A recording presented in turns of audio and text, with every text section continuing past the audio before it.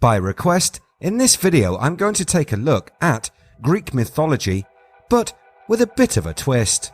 The impact Greek mythology has had on Western culture cannot be underestimated. Greek mythology still shapes modern societies. Language, industry, arts and culture all show the influence of ancient Greek mythology. Central to these beliefs is Mount Olympus, home to the gods.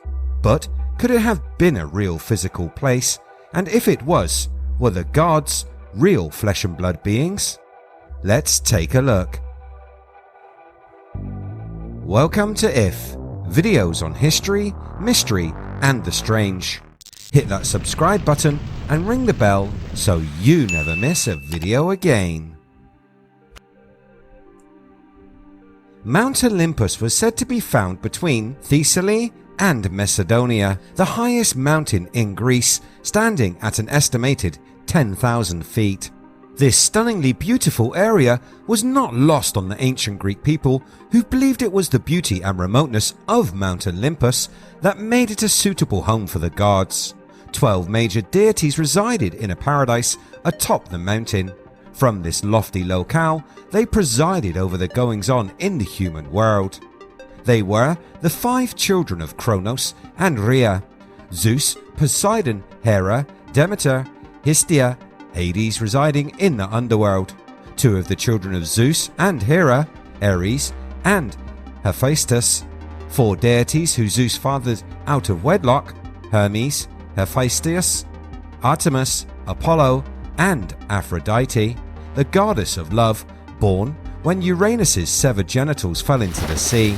At a later date, some say that Hestia surrendered her place to Dionysus. Over the millennia, the mountain retreat of the gods began to morph into a place that more resembled the Christian belief of heaven. This as Christianity spread across the region. There were some similarities before this occurred. The gods lived in a land that provided everything for them. They lived in a perpetual paradise, feasting on ambrosia and nectar, all while listening to magical music and being entertained by the proclivities of mere mortals.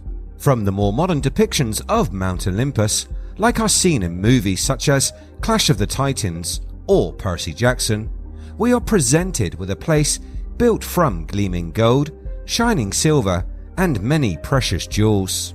This elaborate building could be interpreted as a machine, and many have put forward the idea that the home of the gods was in fact a spacecraft of some description.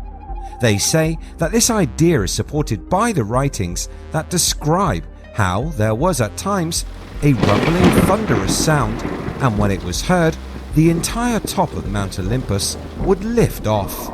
If this was a ship, then we must ask, were the gods actually extraterrestrials?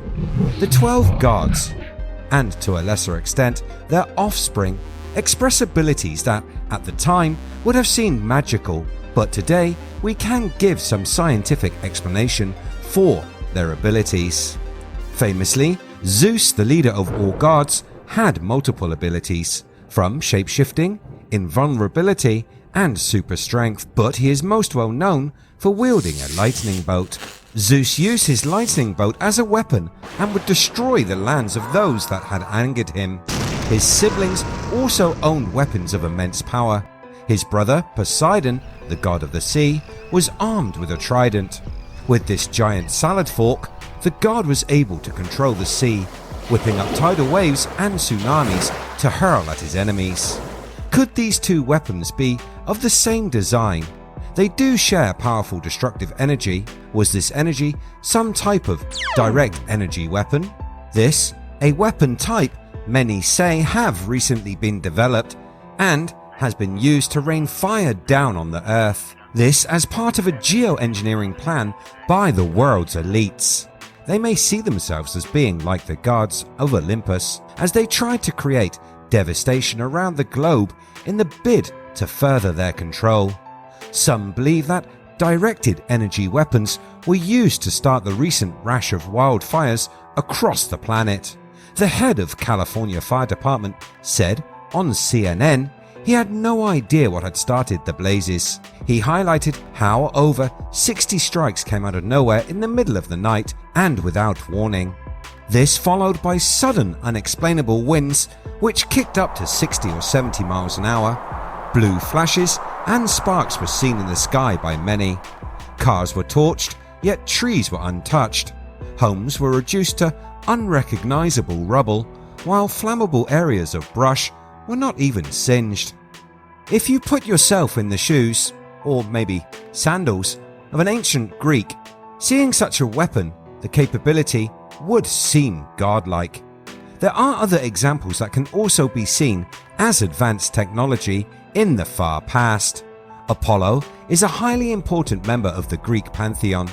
He brought knowledge to the early Greek people, teaching them how to build and about astronomy and many other things. He was said to arrive in a chariot of fire. A chariot of fire being a term that is often found in ancient texts, and many believers in ancient alien theory say this is how a UFO was described at that time. The beings that piloted these fiery chariots were extraterrestrials who came to Earth thousands of years ago.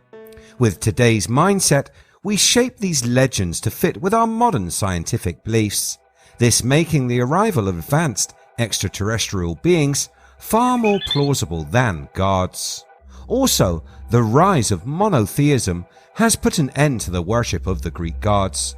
They do, however, remain present in our daily lives, making their existence something many would like to explain. If extraterrestrials are the source of what were called gods, how did they get here? More than likely, in some type of craft. Was that the craft that landed atop Mount Olympus? One thing we can be fairly sure of is that if aliens did arrive in the ancient past, it would be something that the people of that time would record. It would shape their beliefs and change how they viewed the world. Through the echo chamber that is history, many of these stories have changed. Details have been forgotten and others exaggerated to unbelievable levels. Could the simple truth be the old gods were aliens? And if they were, where did they go? Let me know what you think in the comments below. As always, if you like what I do here on the channel, hit that red button, like and share. You can catch the latest by searching We Are If. Thanks so much for watching. I'll see you next time.